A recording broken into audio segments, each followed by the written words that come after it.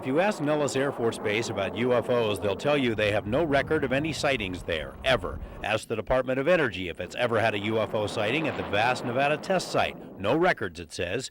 McCarran Airport, no sightings there. But are they telling the truth? Former airport officials say UFO sightings have occurred. On occasion, the Nellis Tower would call McCarran to ask, "Are you seeing what we're seeing?"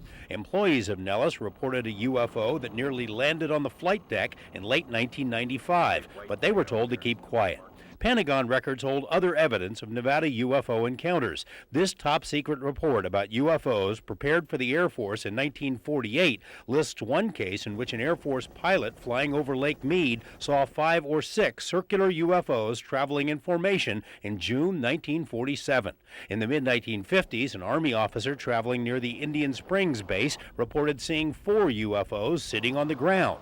And in the 60s, what we call the flying saucers. They were pretty prevalent at the test site during those years. This former test site employee says he and other workers frequently saw flying discs near Area 51. Well, they were a saucer shape, kind of rounded on the bottom, 35 foot in diameter.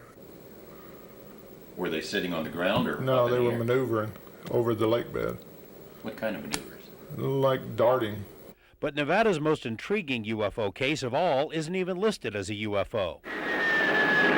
Some of it sounds like the plot of an old sci-fi movie, but it really happened. On the night of April 18, 1962, a fireball was tracked across the country. Witnesses in Utah say they could even hear it pass over. It exploded in the skies near Mesquite. Newspapers reported it, but officials said it was only a meteor. Maybe, maybe not. The fireball was tracked on radar all across the country. According to press accounts, jets were scrambled to chase it. Now, military records we've obtained shed new light. Air Force records note the object, quote, came in over Cuba. Witnesses saw it in New York, but it changed directions and headed across country. NORAD bases were placed on alert. An intelligence report states a pilot chasing it saw a clearly defined object, which made a gasping sound and had flame coming from its tail. Air Force records note that several people saw it land in Eureka, Utah, where it knocked out electrical power.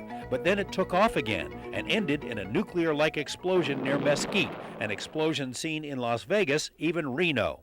A search team was organized. They thought that it could have been an aircraft or whatever. There was rumors that it was an unidentified object. The search was headed up by Walter Butt. They combed the mountains and brush near Mesquite, but never found any wreckage. However, the military kept tabs on them. The military had contacted us later, with that either that day or within a couple of days, to wanting to determine if we in fact had found something, and which we hadn't. Air Force records show the military sent in its own recovery team, and their classified report stated the meteor explanation is, quote, questioned.